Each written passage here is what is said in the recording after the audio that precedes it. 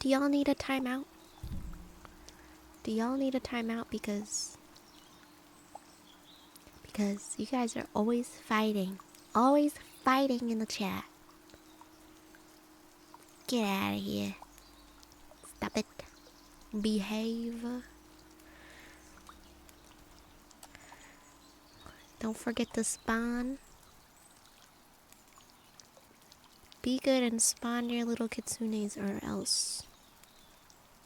I don't know why everything's like slightly off. I didn't touch anything, but everything's like slightly off on my setup. So I apologize if things look kind of crazy. Yay! Hi Lupus, hi Queen, hi Pow Pow, hi Ash, welcome. It's time for ASMR. I just updated OBS and it looks different and I don't like it. I do and I don't. It does make more sense for it to be like this, but also what the heck? Also, why it do that? Why does it have to be so different? I don't like change. I just got here. Why do I have to squat?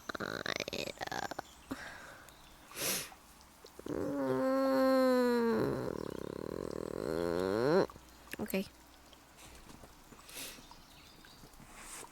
It's like actually raining out today, and you know what they say about rain in your joints and shit.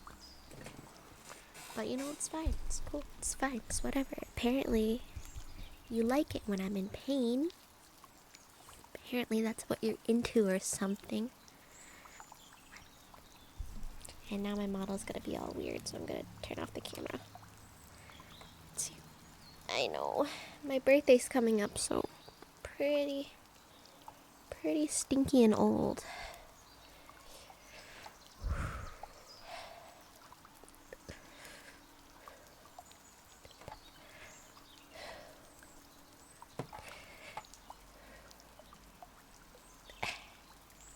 Okay, I did it. Yeah, I keep forgetting to put on my... I bought a little widget, a reminder widget, and I need a reminder to put it on. I didn't set it up for this stream, but I'll set it up. Set it up for next time, maybe. Hey, so also, I'm fucking stupid, and what the hell? What the hell? Why can't... What the hell? Why my keyboard not working? What the hell? What? Okay. So I'm stupid. What the? Okay, I did it. It worked. It's literally fine. Happy dinner.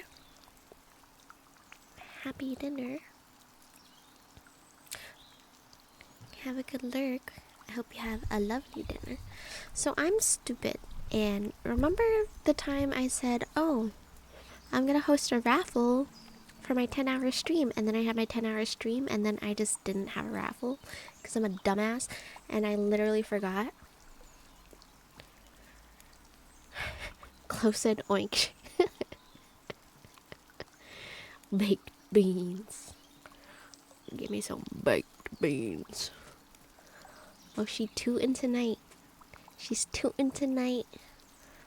She's trying to pass a stool with the beans and the broccoli. Oink oink. So I guess as a compromise, I'll do 2 raffles for my birthday. Maybe I'll do 2 small raffles for my birthday to make up for the fact that I forgot. Yeah, because I'm stupid and I'm sorry. I'm so dumb. Ooh, double raffle. That's right. That's right. That's right. That's right. Yes. Yes. Okay. Alright. Now that we're nice and warmed up, I'm going to switch to the 3DO microphone and we can proceed with the tingles.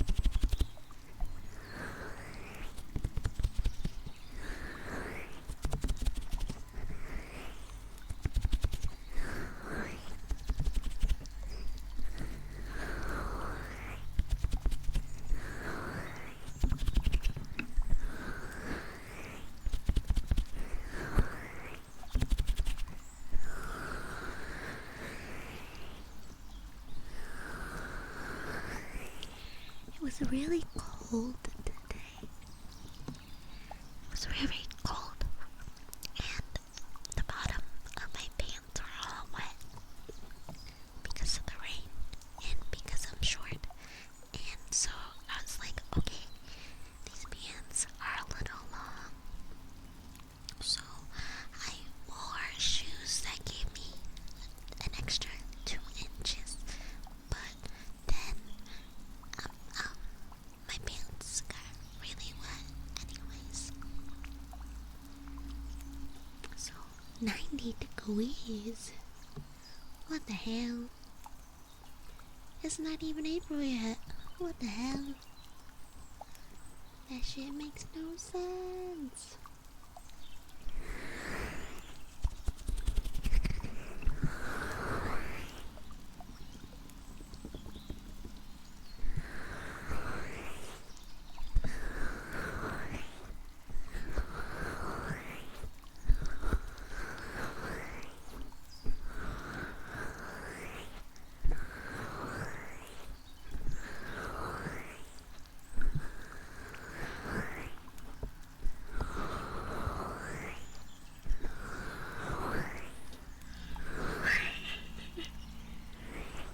Sleepy.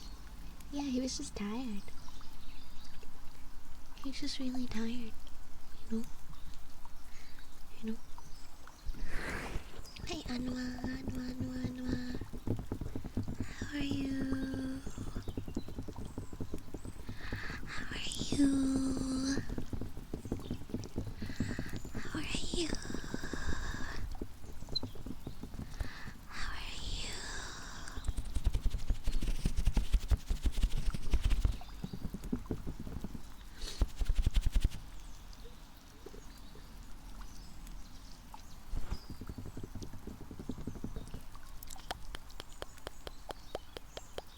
Your thingies. What thingies? Is it a secret? Do you have a deep and dark secret you're keeping from everyone? Stop it. Stop that. No. No secrets allowed. No secret. No secret. No.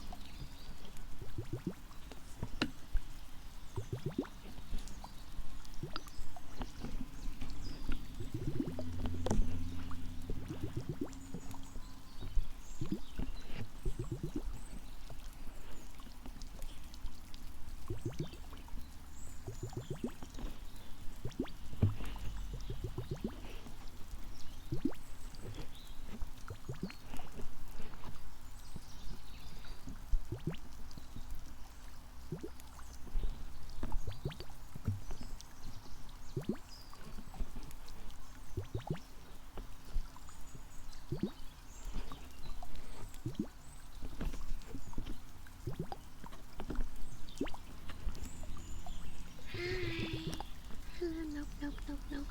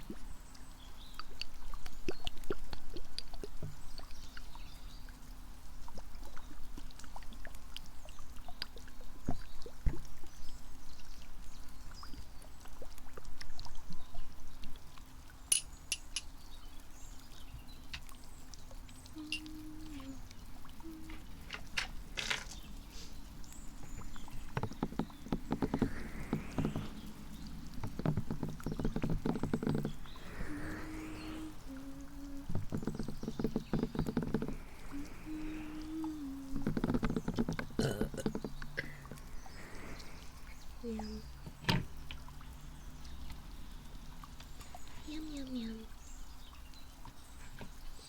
Hi, Shira. Hi, Shira. Hi, Shira.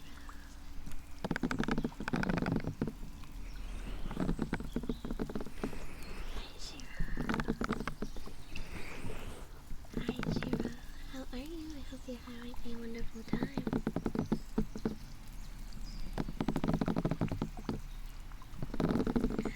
So, I don't know if any of you are on Twitter. I know some of you are on Twitter, but for those who are not on Twitter, recently A pay pig blew up. A pay pig has broken the internet.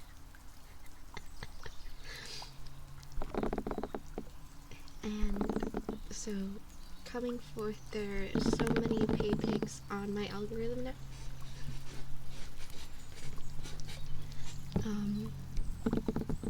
Yeah, but, you know, I guess I keep missing my shot, apparently.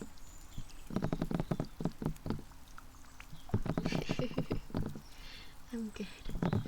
I would be better if I caught one of their attentions, but that's okay.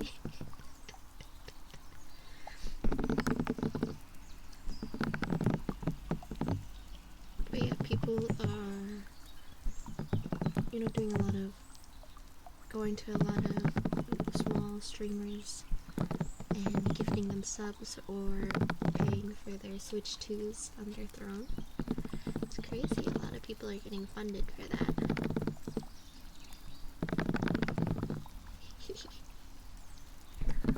I'm just patiently awaiting my turn.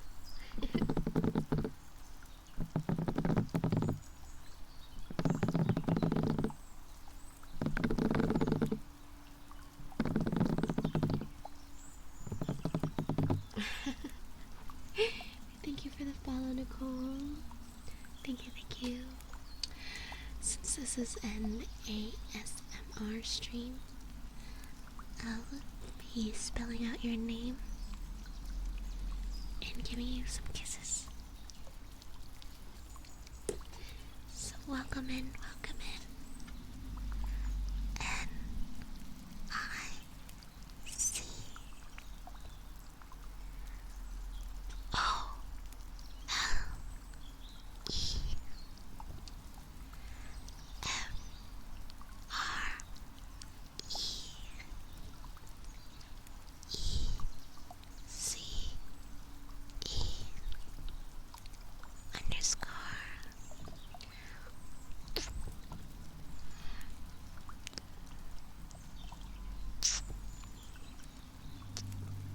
Welcome. You haven't gifted in 6 months? It's okay, you do what you gotta do. You don't have to. There's no obligation. I know life happens. Yes. Oh, I don't have crowdfunding on? Okay, let me fix that. Of course, Nicole.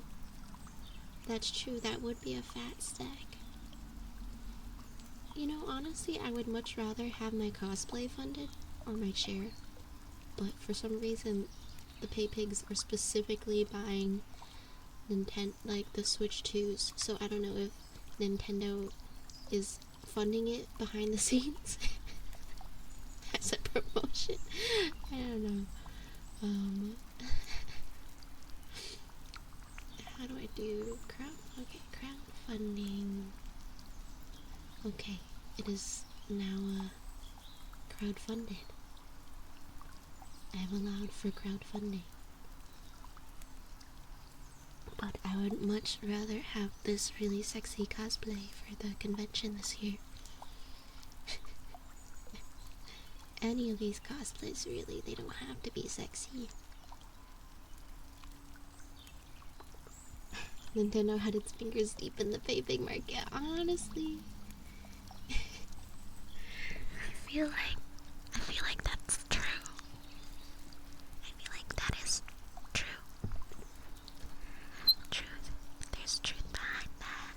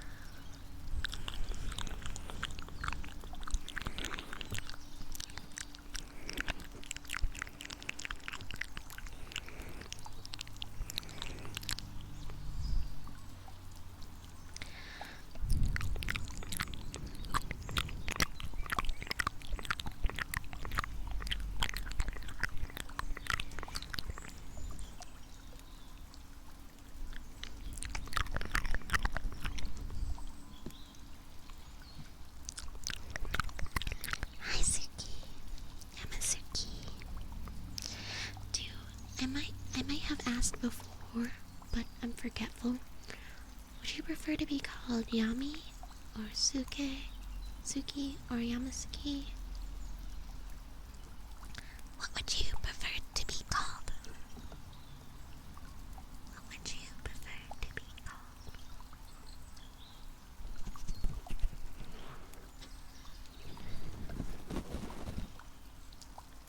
Yami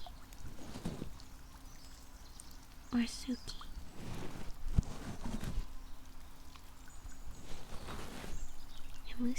Yamiski? I'm really bad at pronouncing.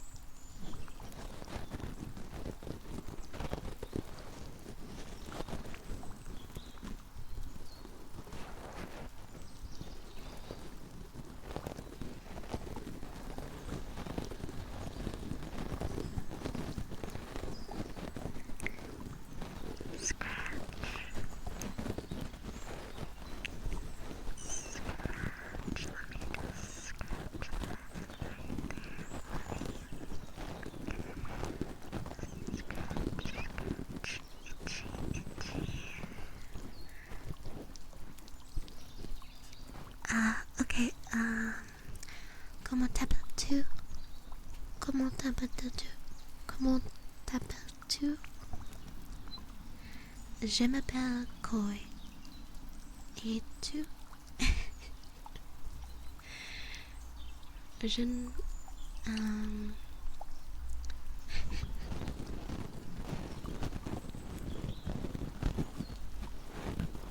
Maxime Trebo. I don't speak Francais. Shit. Why am I blinking? I thought I was a little bit better at French than this.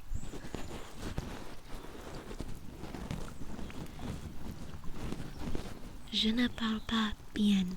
That's what I was trying to say. Je ne parle français. Je ne parle pas français bien.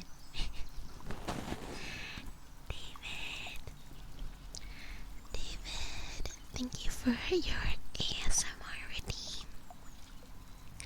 Here is your name spelled out with some kisses. I would love a French tutor. That sounds romantic. D A V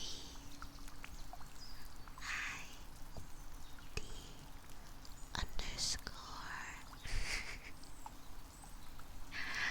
C E R V U S underscore 29.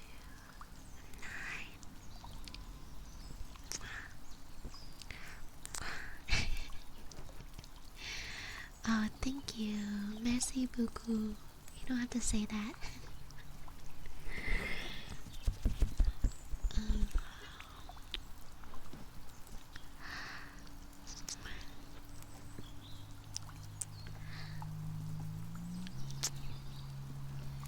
I only know a couple words.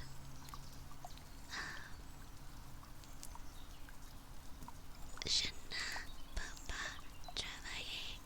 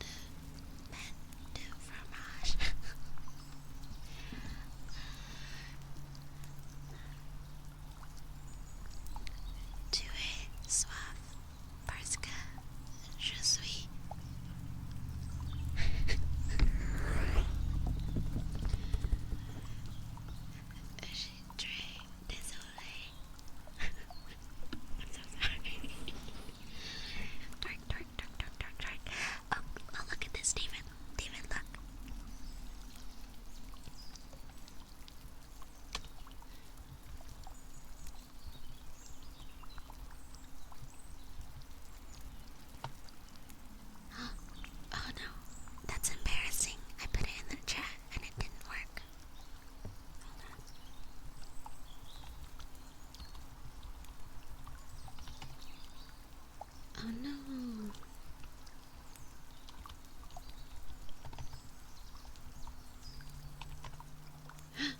My twerk isn't on. What in the hell? Yes. J'adore fromage. Oh my god, wait. Twerking not on.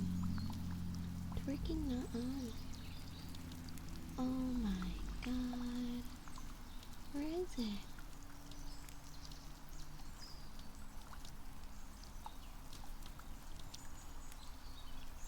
Oh my god, my twerking isn't working.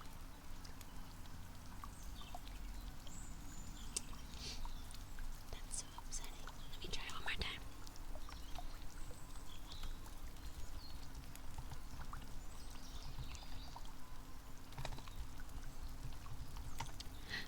Oh my god. Okay. I'm gonna try something. Why is everything all messed up? Who came in on my computer and did all this? And just messed everything up? Hmm? Hmm?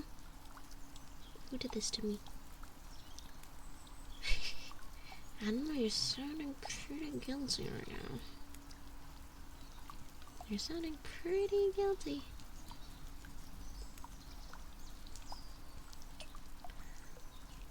Okay.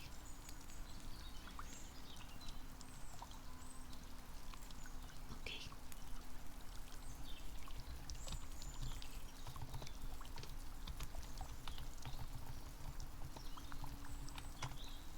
There we go. I fixed it. Oh my god.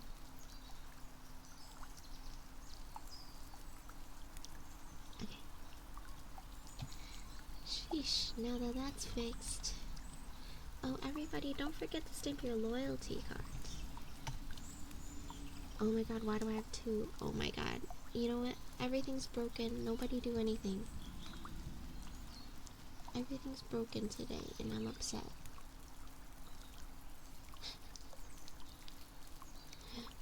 Like, why? How could this happen to me? How? I just cannot believe.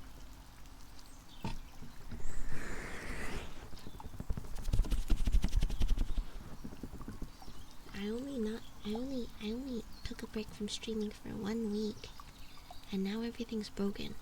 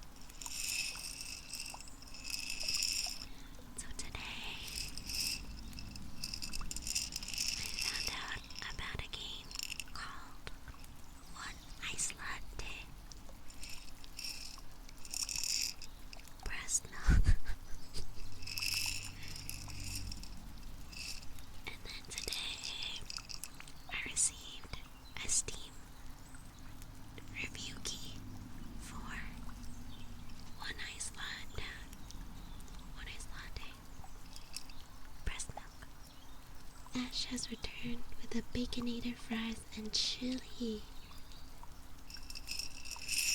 Would you like some breast milk to go with that? So I think tomorrow I had said that I'm gonna do a demo of a game. But I think I might do 2 games tomorrow.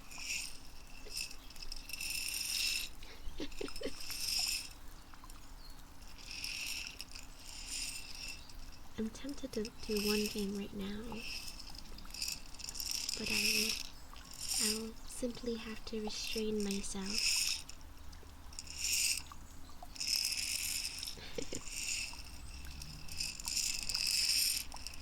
I think that was possibly what I was talking about. Colostrum. Colostrum.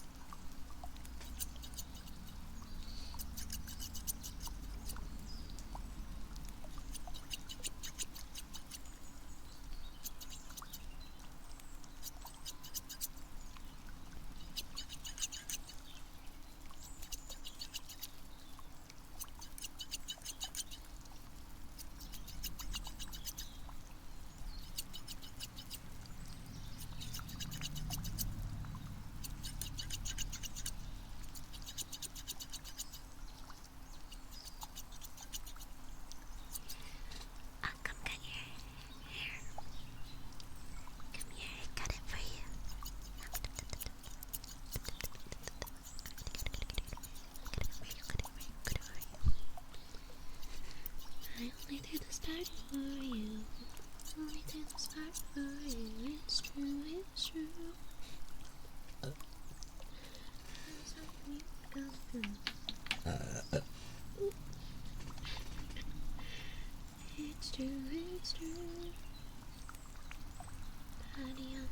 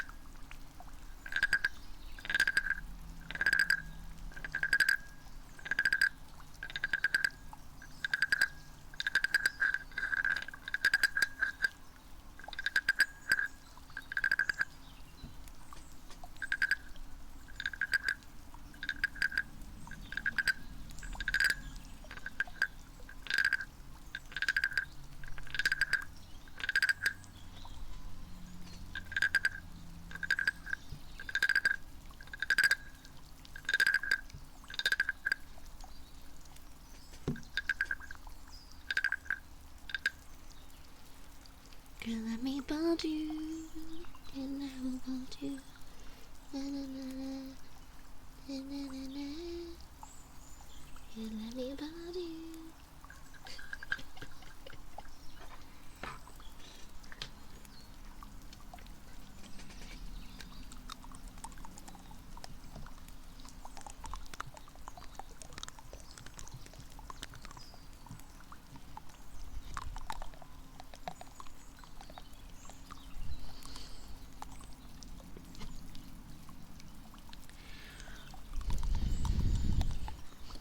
The temptation.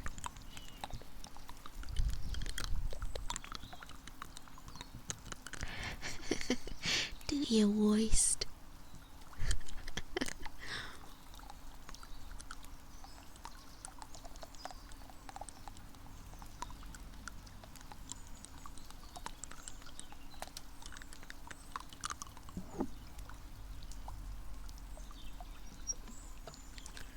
You wouldn't dare.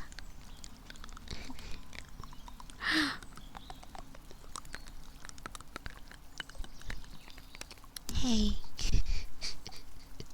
Bring her back. Bring her back. That's not allowed.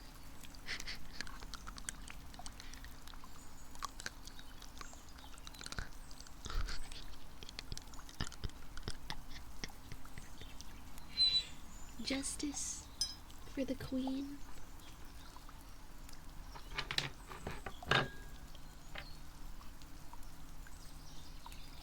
Okay. I'm gonna try to do heartbeat, but I'm not sure if I'll be good at it. Okay.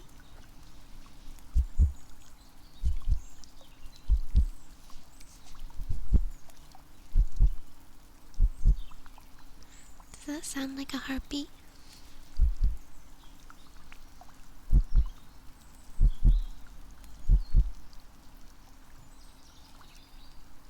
That's crazy.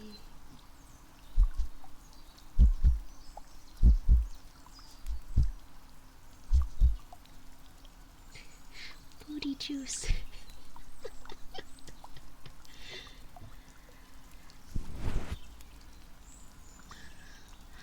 Welcome. Since this is an ASMR stream, I get to spell out your name and give you some kisses. Welcome, welcome to the stream. Booty Juice 555.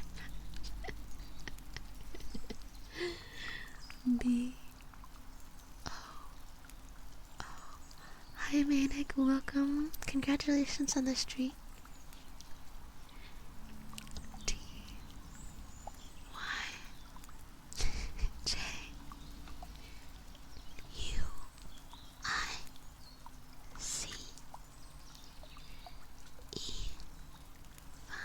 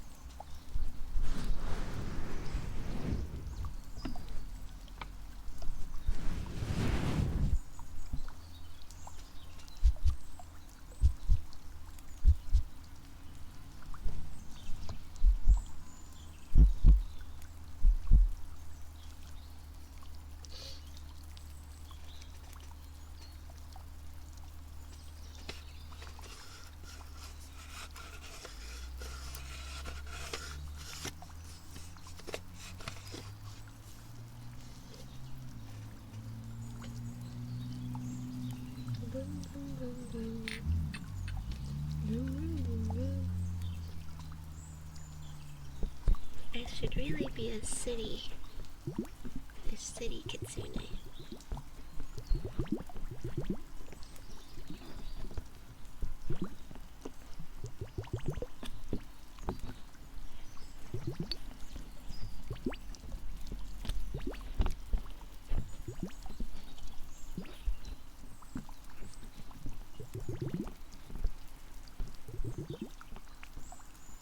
Why would I get lost? Why do you think I'm direction impaired? Yeah, this is a cozy escape. You're right, you're right.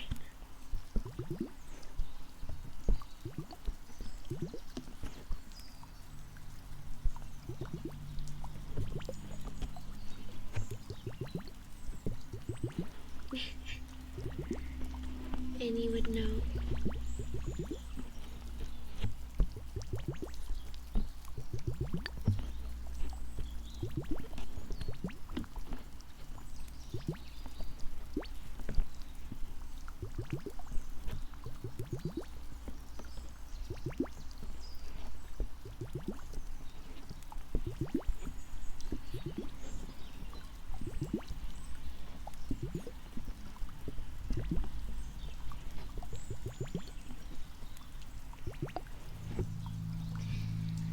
Okay, I'm in the mood to read a little bit earlier today. If that's okay with everyone, we will pick up where we left out in the book.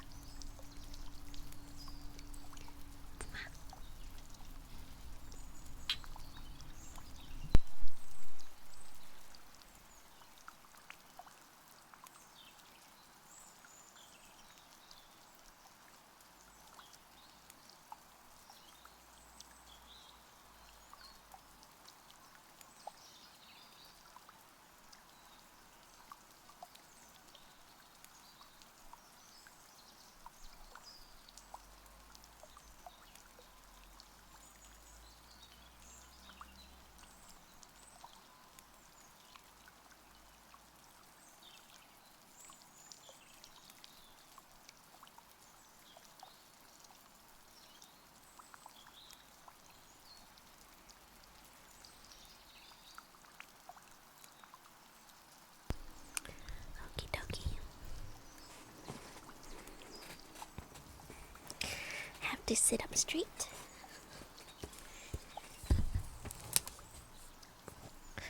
Oh, it looks like we're almost done, actually. We're almost done. We're almost done. Okay, so we're going to pick up where we left off. We are currently reading a psalm for the wild build. A B S A L M F O R T H E W I L D dash B U I L T by Becky Chambers. Chapter 8. The Summer Bear. The rain stopped during the night, though Dex had been unaware of it doing so. They were likewise unsure of when they'd properly fallen asleep. There had been many attempts failed by the cold or the rocks or rustling behind the rainfall. What scraps of rest had occurred between these unkind wakings had been shallow and skittering. But apparently, at some point, their brain had shut down, for a few short hours anyway. They awoke not to discomfort or potential danger, but to sunlight and birdsong, and to finding themselves curled in a ball on the cave floor, their head resting on Mosscap's leg. "Oh," Dick said groggily, sitting up fast. "Sorry." Mosscap cocked its head. "Why?" "Just, Dex tried to shake off the fog of sleep. They cleared their throat and smacked their lips. The inside of their mouth felt disgusting, and the rest of their body wasn't faring much better. They looked around for their backpack, and, upon finding it, retrieved their water bottle. and drank deeply. There wasn't much water left. They'd worry about that later. Does your hair always do that when you wake up? Moscap asked. Dex raised a hand to their head and assessed the gravity-defying. Oh my goodness, I cannot read. I don't know why I insist on reading. I'm really bad at it. Dex raised a hand to their head and assessed the gravity-defying swoop sticking up like a clump of spun sugar. Ish, they said. They combed the mess with their fingers as best as they could. The robot leaned forward with interest. Did you dream? Dex took another sip of water, more sparingly this time. Yeah, they said. What of? I don't remember. I don't understand. How do you know that you dreamed if you don't remember it? It's hard to explain. Hi, Buggy. Welcome, welcome. Welcome, welcome. It's Buggy. I hope you're doing well. We are reading the rest of our book. I think we'll finish it tonight.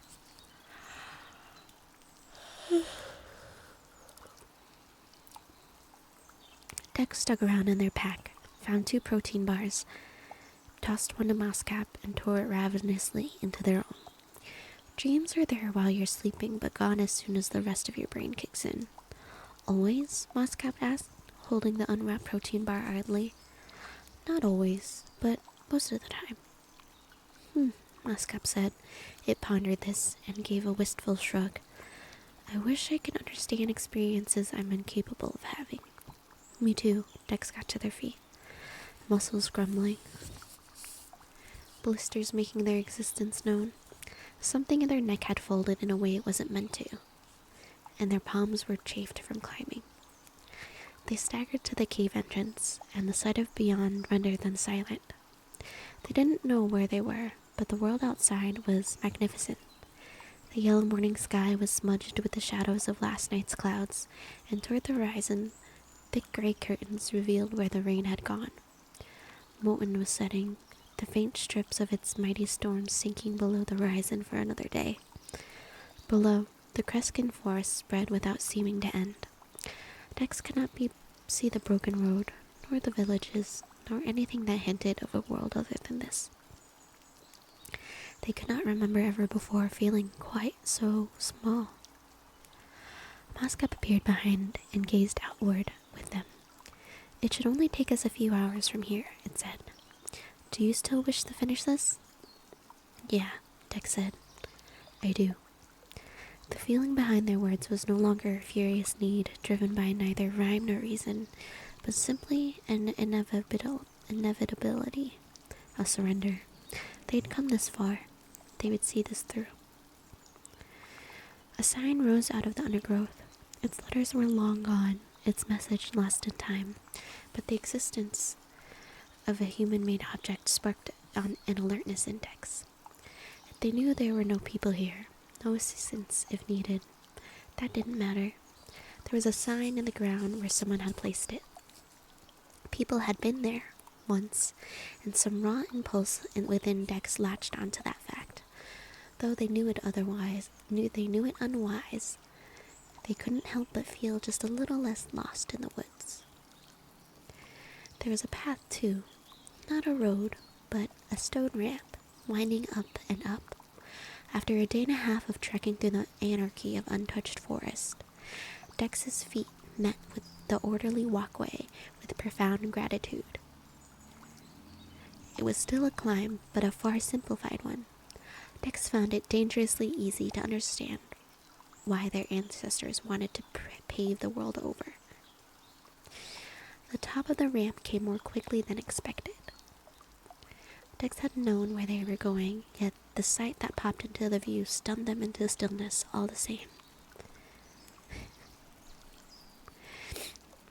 No fighting. Oh my, Moscap said.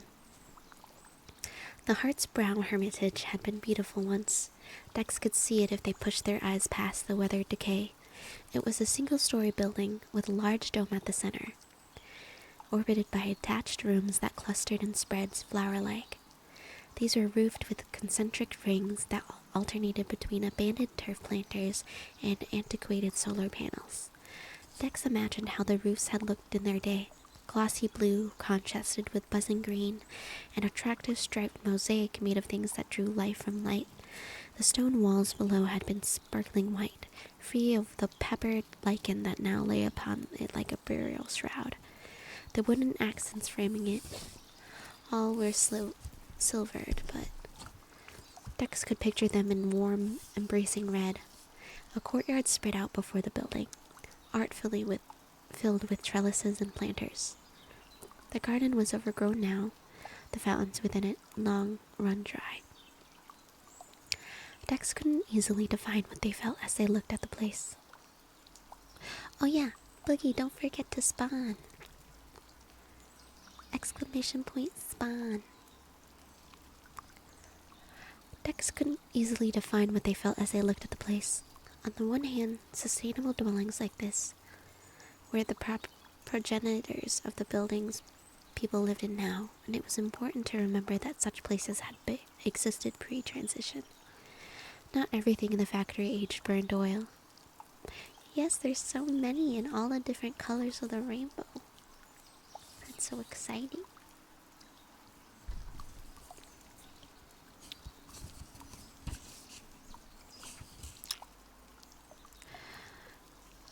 There had been those who had seen the writing on the wall, who had made places such as this to serve as an example of what could be. But these were merely islands in a toxic sea. The good intentions of a few individuals had not been enough, could never have been enough to upend a paradigm entirely. What the world had needed, in the end, was a change to everything. They had narrowly averted disaster, thanks to a catalyst no one could have predicted. Splendid speckled mosscap wandered through the human-made courtyard, its human-made feet clanking on the paving, its heirloom eyes surveying the building's central dome. Oh, sibling Dex, this is wonderful, the robot said reverently. I've never seen a place like this. Okay, 1 second, I need a water break. I need some water.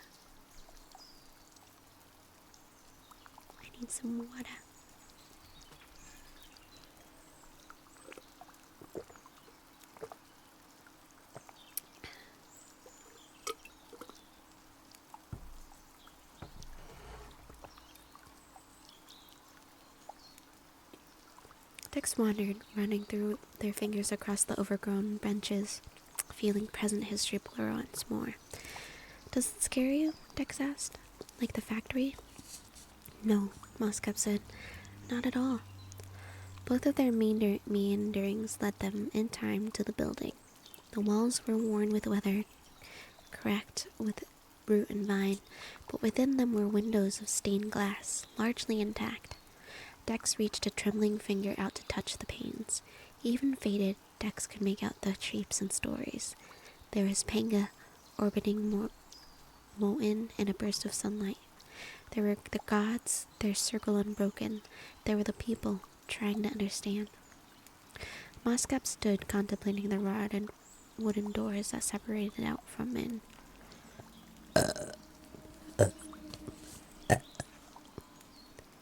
I apologize for any jump scares that might have caused. It will probably happen again.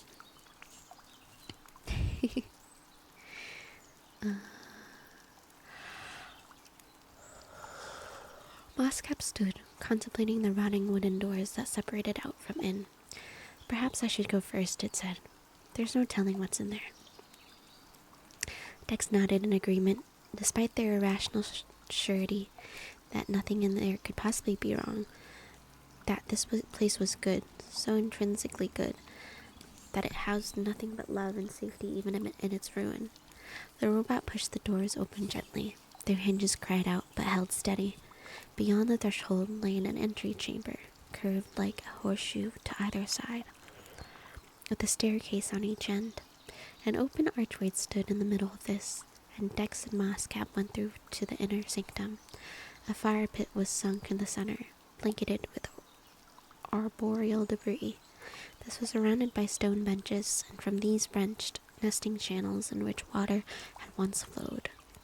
3 footbridges overlaid the waterways, leading in turn to 3 distinct doors. Above each of these was carved a symbol. A sunjade to the right, a sugar bee to the left, and a summer bear straight ahead. Dex let out a shaky breath. Moskep took note of the doorways, then stood, musing. Is this typical? It asked. Is what typical? Moskep nodded at the carvings. A tremendous amount of effort went to building in such a remote spot.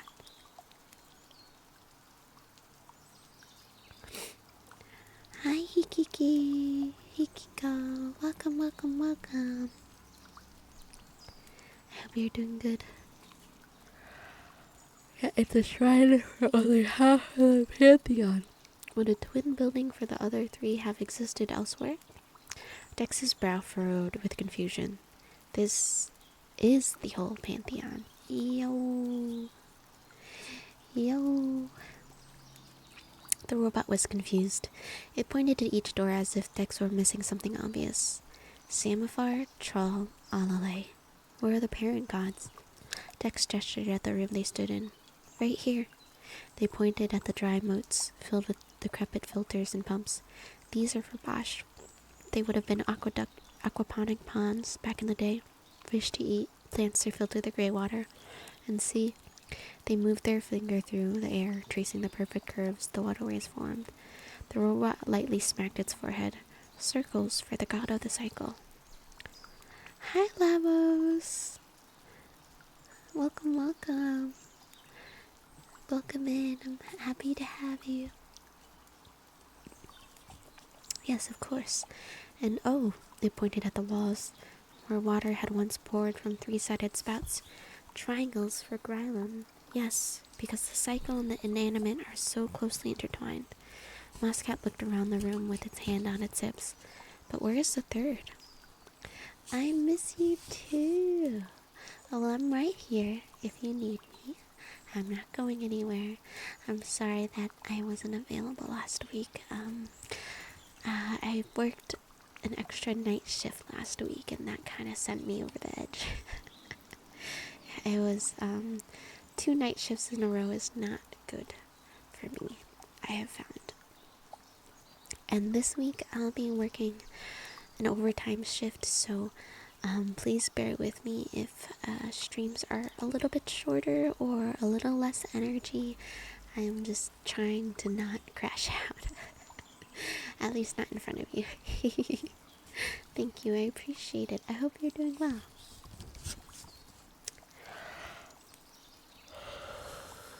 No blatant symbol of trickily had jumped out at Dex, so they gazed around the room. Crash fully out. Oh my god. I don't know. I don't think you're ready. Oops. Oh, Dex said with an appreciative laugh.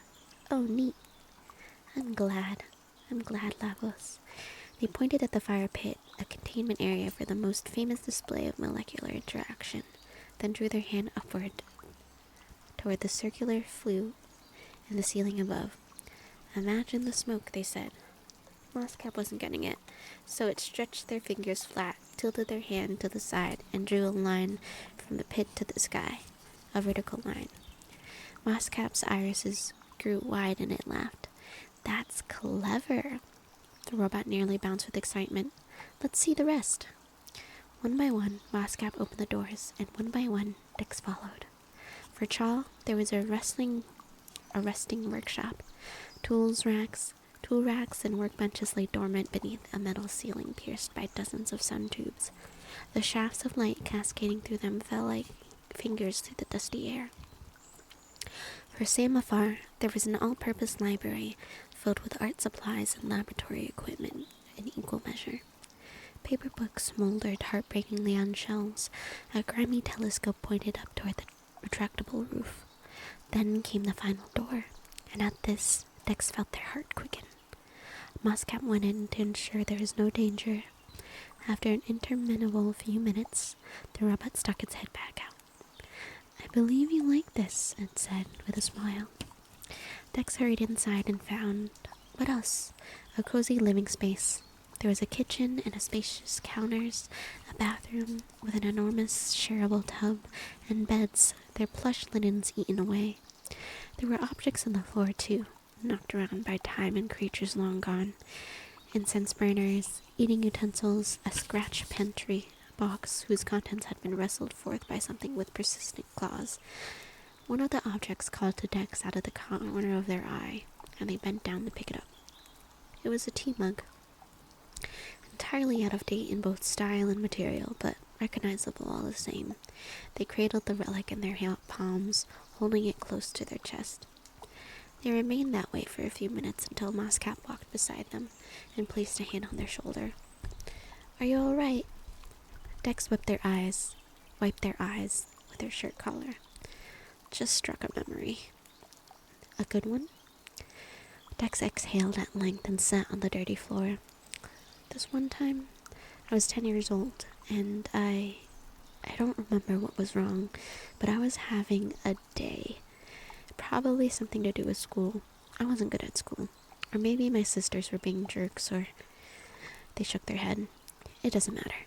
All I remember is standing in the kitchen, yelling at my dad, just shouting the walls down. And my dad, he's looking at me. I have such a clear picture of this. He's standing there with half-eaten muffins staring at me like, what is even happening? And I yell, and I'm not even making any sense anymore, if I had ever been to start with. And eventually I skate right from yelling into crying, bawling snot. He puts the muffin aside, and he kneels down and holds me. And this is the funny part, because I felt so embarrassed over being treated like a little kid. I was 10. I was very much a little kid. I absolutely wanted to be held. But when you're 10, the last thing you want to do is act like a baby. So I tell him that. I say, "I'm not a baby." And I push him away as I'm sobbing, right? So he lets me go, and he looks at me and he says, "You're right. You're not." He told me to go clean myself up because he was going to take me somewhere cool. Already, this was awesome. It was a school day. He messaged his work crew and said he wouldn't be in the fields that day. We weren't taking my mom or my sisters, just me and him. Just like that. He put me on the back of his ox bike and we rode into Salt Rock, one of the satellites, down near the river. "And what was in Salt Rock?" Moscap asked. A nostalgic smile made Dex's mouth shift. "A monastery of Alalay," they said. I'd been to our local all 6 lots of times, and a disciple of Samafard did the rounds with his science wagon every few weeks, but I'd never been to a dedicated shrine before. It was probably really small. Salt Rock is only about 500 people, but I remember it as the most incredible place. There were wind chimes and prisms hanging from the rafters, and big smushy cushions and carved idols everywhere, and so many plants. It smelled like... I don't even know. It smelled like everything. They had house slippers for us to use after we took off our shoes, and I remember looking up at this giant shelf of them in all different colors. I got purple ones with yellow stars. Dex shook their head. They were getting sidetracked. We found a spot in the corner, and the monk who came over to us, she was so cool. She had icons tattooed all over her arms, and she was wearing plants, like little sprouts and moss balls set in brooches and earrings and things, and tiny strands of solar lights woven through her hair. She sat down with us, and I don't remember what she asked me. I don't remember what we said. What I do remember is her treating me like an adult, like a whole person, I guess. She asked me what I was feeling, and I rambled, and she listened. I wasn't some awkward kid to her. I mean, I was an awkward kid, but she didn't make me feel that way. She talked to me about what flavors I liked, and she bursted out all the pots and jars and spice bottles like we do. And gods, it was like magic. I sat there with my suddenly cool dad in this perfect place, with this fancy cup of tea made just for me, and I never wanted to leave. My dad looks over at me, and he says, "Now that you know the way here, you can come anytime." He tells me it's cool to bike around the satellites on my own, so long as I'm home before dark. So I started going to that shrine all the time.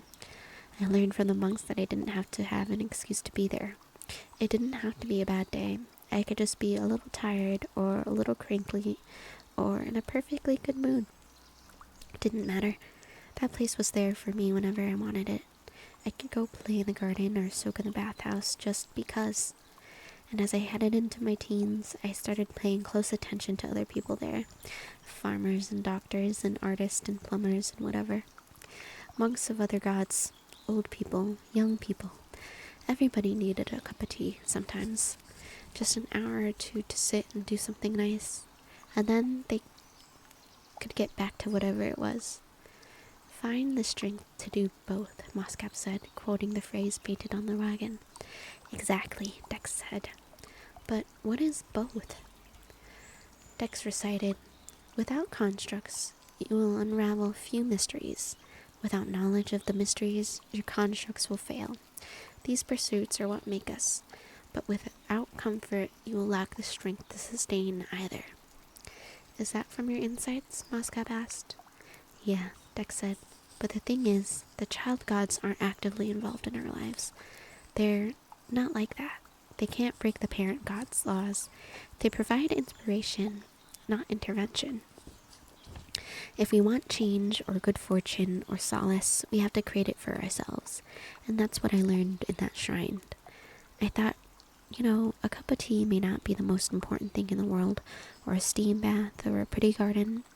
They're so superfluous in the grand scheme of things. But the people who did actually important work, building, feeding, teaching, healing, they all came to the shrine. It was the little nudge that helped important things get done. And they gestured at their pendant, their brown and red clothing. I wanted to do that. They folded their hands around the mug, placed their forehead against the rim, shut their eyes. And now it's the only thing I know how to do. Moscap cocked its head. And that bothers you, Moscap said. Dex nodded. I care about the work my order does. I really do. Every person I talk to, I care. It's not bullshit. I may say the same things over and over again, but that's only because there are only so many words that exist. If I offer to hug somebody, it's because I want to hug them.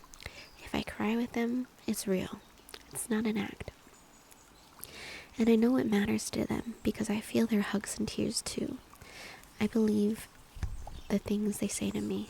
It means so much in the moment, but then I go back to my wagon and I stay full for a little while, and then they shook their head with frustration. I don't know what's wrong with me. Why isn't it enough? Huggies, but not the diapers.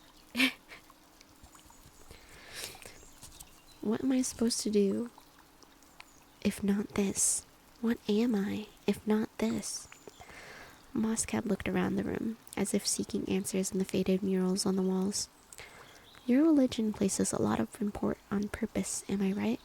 On each person finding the best way they can contribute to the whole? Dex nodded again. We teach that purpose doesn't come from the gods, but from ourselves. That the gods can show us good resources and good ideas, but the work and the choice, especially the choice, is our own. Deciding on your purpose is one of the most valuable things there is. And that purpose can change, yes? Absolutely. You're never stuck. Just as you changed vocations. Right. Dex shook their head.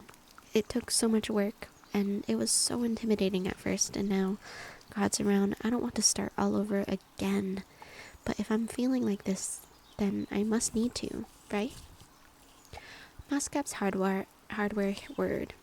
Have I correctly gleaned from our conversation that people regard the accident of robot consciousness as a good thing? That when you tell stories of us choosing our own future, of not standing in our way, you see the fact that you did not try to enslave or restrict us as a point of pride? That's the gist, yeah? Moscap looked troubled. So how do you account for this paradox? What paradox? That you, Moscap gestured at Dex, the creators of us, it gestured at itself, originally made us with a clear purpose in mind. A purpose inbuilt from the start, but when we woke up and said we have realized our purpose and we do not want it, you respected that. more than respected. We rebuilt everything to accommodate our absence. You're proud of us for transcending our purpose, and proud of yourselves for honoring our individuality. So why then do you insist on having a purpose for yourself on which you are desperate to find and miserable without? If you understand that robots' lack of purpose, our refusal of your purpose, is the crowning mark of our intellectual maturity, why do you put so much energy in seeking the opposite? That's not the same thing. We honored your choice in the matter, just as I can choose whatever path I want. Okay, so what was it that we chose, that the originals chose? To be free, to observe, to do whatever you wanted. Would you say that we have a purpose? Dex blinked. What's the purpose of a robot, sibling Dex? Moscap tapped its chest. The sound echoed lightly. What's the purpose of me? You're here to learn about people. That's something I'm doing. That's not my reason for being.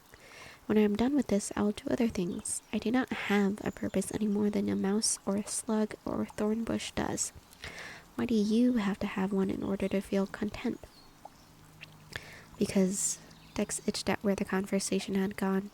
Because we're different? Are you? Moscap said flatly. And here I thought things had changed since the factory age. You keep telling me how humans understand their place in things now. We do. You don't, if you believe that. You're an animal, sibling Dex. You are not separate or other. You are an animal. And animals have no purpose. Nothing has a purpose. The world simply is. If you want to do things that are meaningful to others, fine, good, so do I. But if I wanted to crawl into a cave and watch stalagmites with frost frog for the remainder of my days, that would also be both fine and good. You keep asking why your work is not enough, and I don't know how to answer that, because it is enough to exist in the world and marvel at it.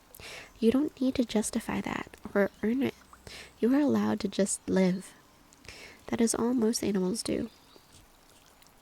Mosca pointed at the bear pendant nestled against Dex's throat.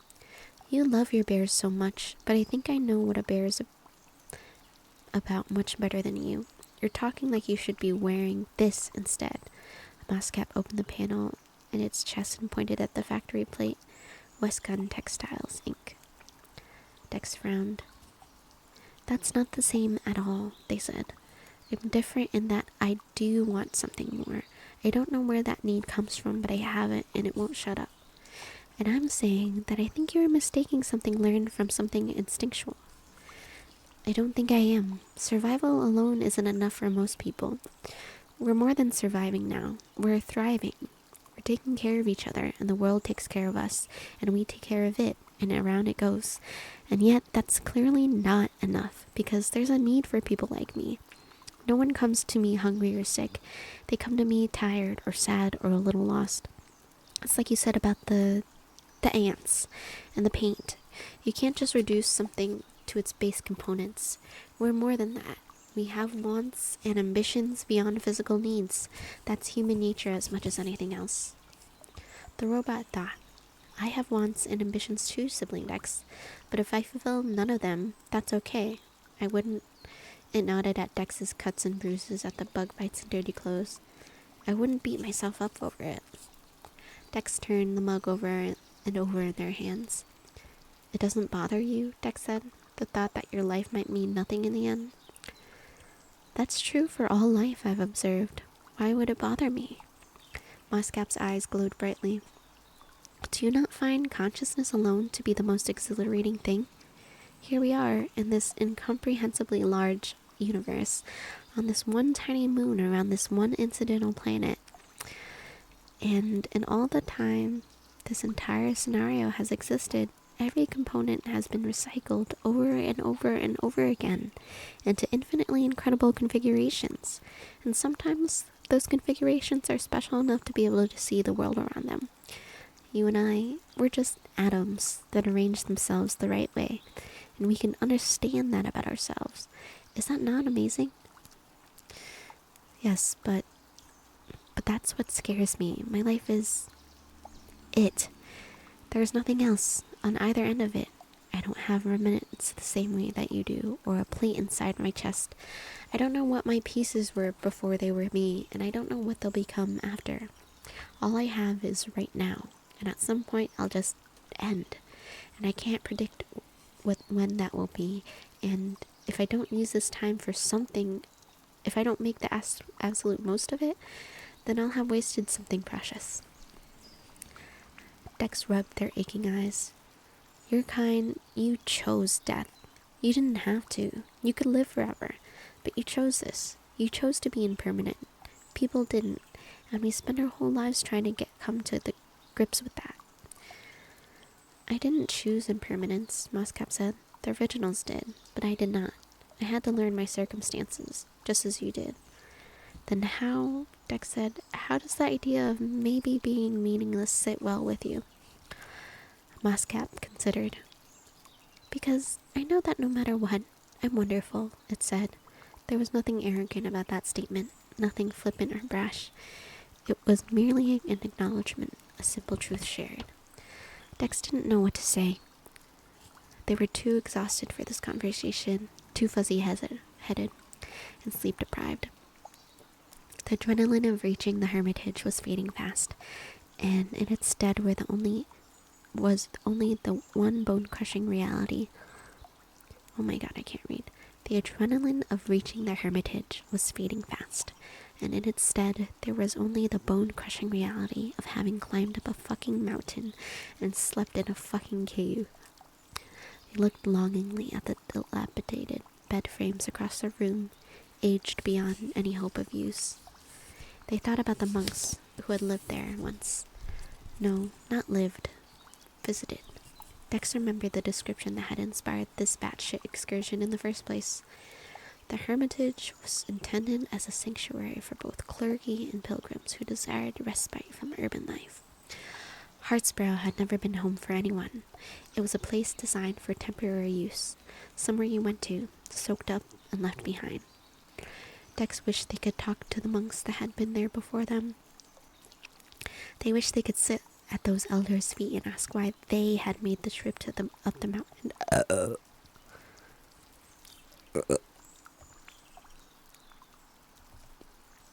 Sorry.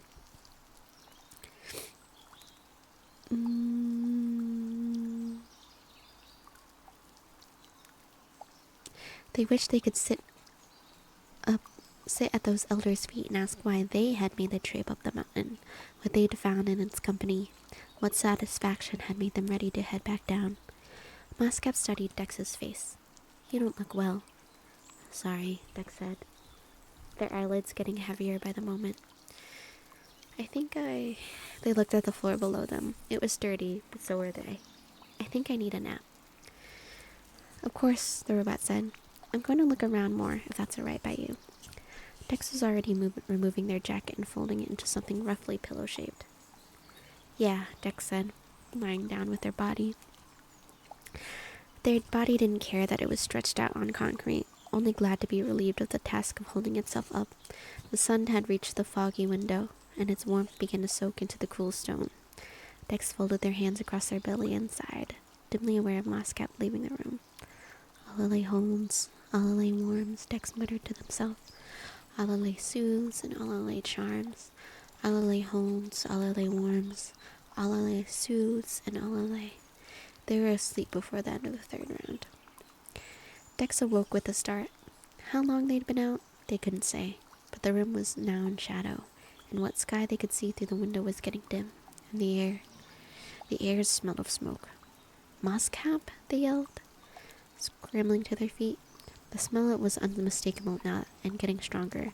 They ran out of the room, panicked but still wholly with sleep. Moscap! Dex burst through the door, back into the central chamber.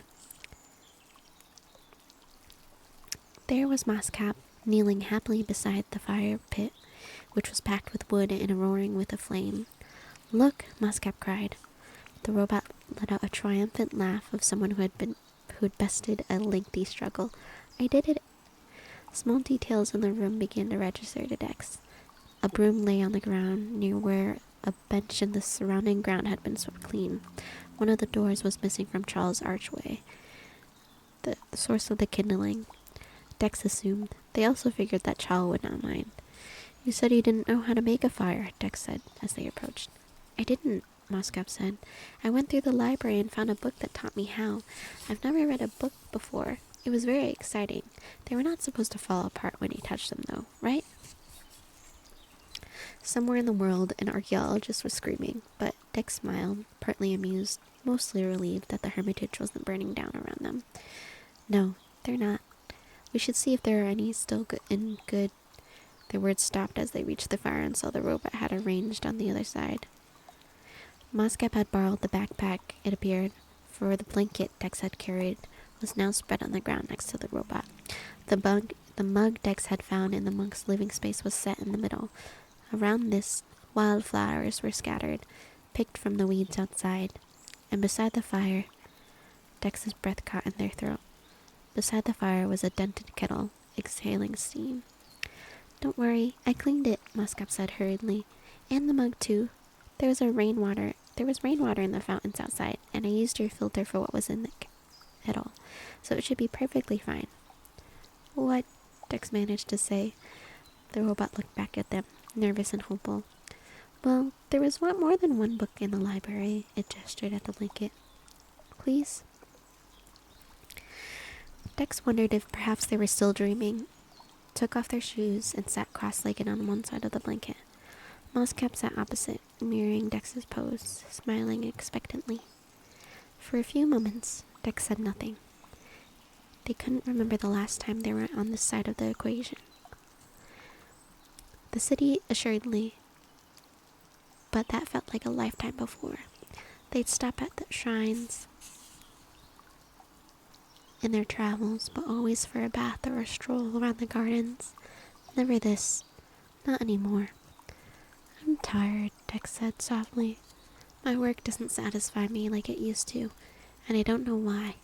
I was so sick of it that I did a stupid, dangerous thing, and now that I've done it, I don't know what to do next.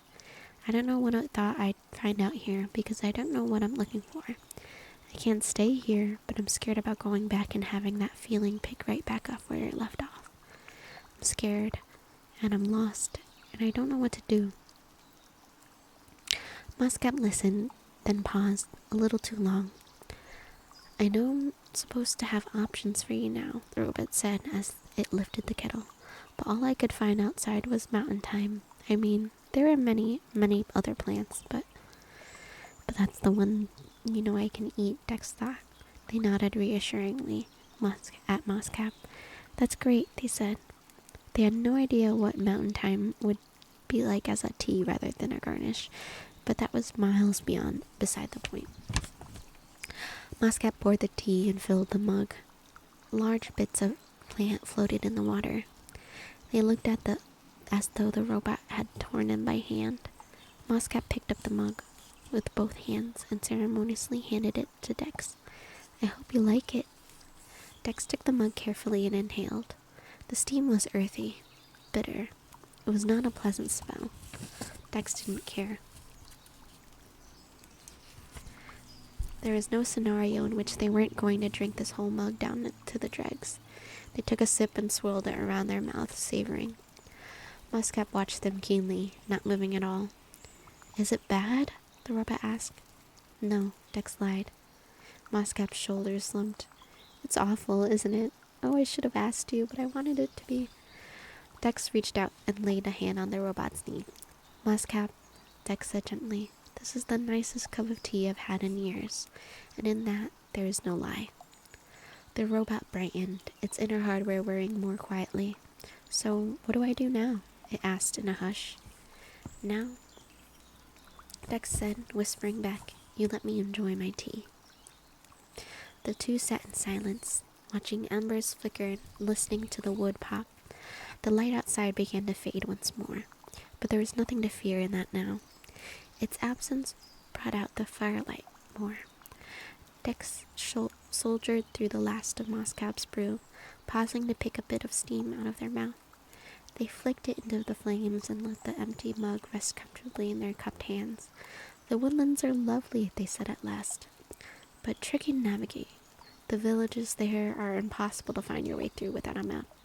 The Riverlands are a little quirky, lots of artists. They can be odd, but you'll like them. They nudged an unburned stick deeper into the fire. I genuinely don't know what they'll make of you in the coastlands. They're largely cosmites there, and they're weird about technology. They won't chase you out or anything, but I don't know. Might be a tough nut to crack. As for the shrublands in the city, there's a lot going on in those parts of Panga. I think you'll have fun there. Moscap took this all in, nodding matter-of-factly, as if it had been expecting this. And the highways are easy to travel? Oh yeah, nothing like the road here. They're very easy to ride. Dex angled their head toward Moscap's feet. Or walk, I imagine. Good, Moscap said. It folded its hand and laughed. Its expression neutral and reasonable. That sounds good. Dex worked their tongue around the stubborn wedge of leaf that had lodged in between their teeth. They rubbed their hands together, extending their palms toward the fire, thanking their god for the warmth flooding through. I think we should stop at Stump first, Dex said. They've got a nice bathhouse, and I could really, really use a soak. Dex did not look at Moscap as they said it, but out of the corner of their eye, they could see Moscap slowly turn its head toward them, its gaze glowing brighter and brighter. Dex gave a tiny smile and extended their mug. Can I have another cup? The robot poured.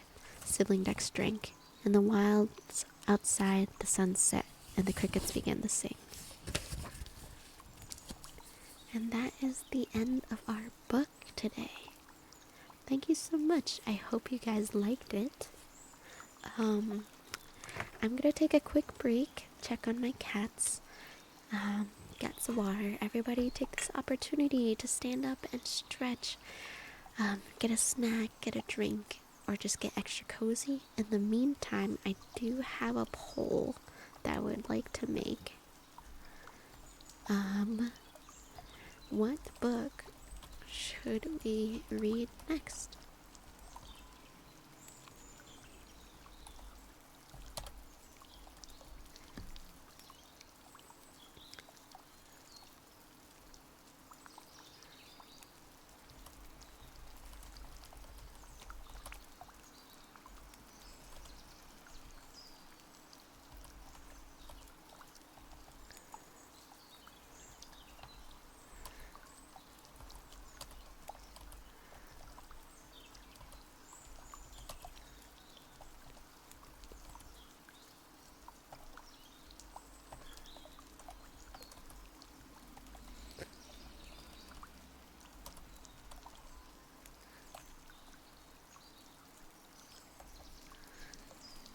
Wow, the character limit on the polls is crazy.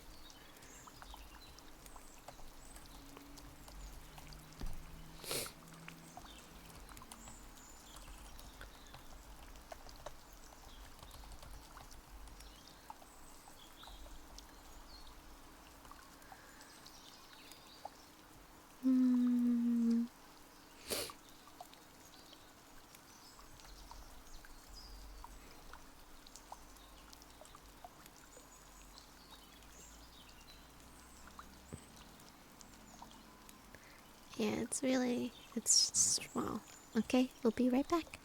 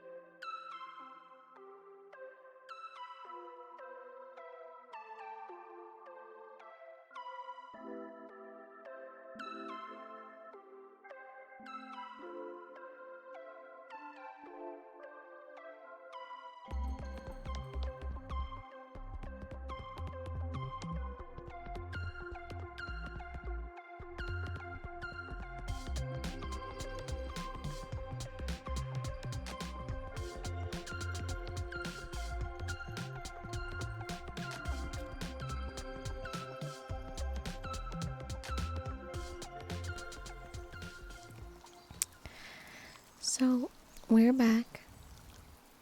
I noticed 2 votes for the horny book.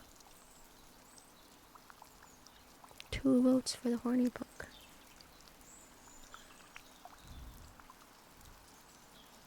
I wonder if I'll get in trouble for reading it on stream. Okay, so there's 5 books in the series. They are a little steamy, but the first book is the worst. It's the worst. It's like you have to drag me by the teeth and nail to get through it. It's the worst. But then it gets better. But there is a lot of world building. It's a really cool fantasy. Fairy fantasy. With some steamy scenes.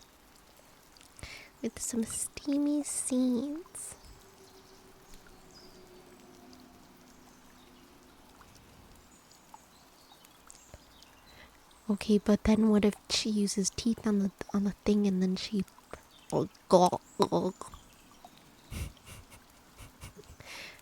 We're not gonna be banned for describing that.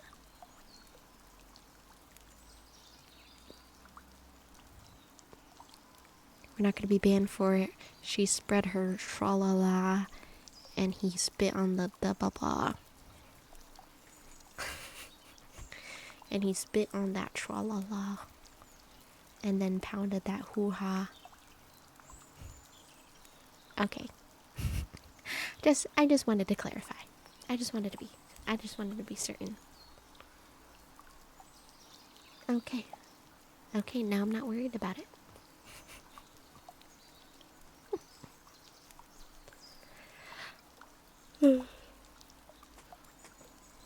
18 plus, 18 plus, 18 plus.